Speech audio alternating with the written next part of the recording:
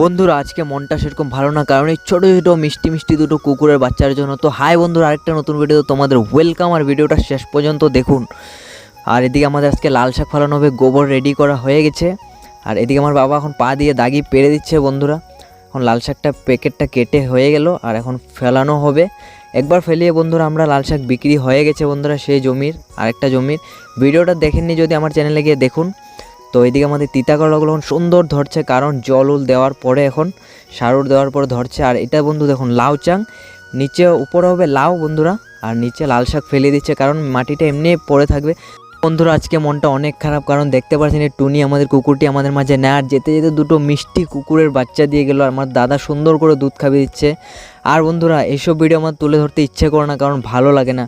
আর তাহাকে তো বাঁচাতে পারলাম না, এদেরকে বাঁচানোর কোনো চেষ্টার সীমা রাখবো না। আজকে আমার বাবার চোখে জল দেখলাম, কারণ আমার বাবার প্রিয় কুকুর ছিল। আর আপনারাও আশীর্বাদ করেন বাচ্চাগুলো।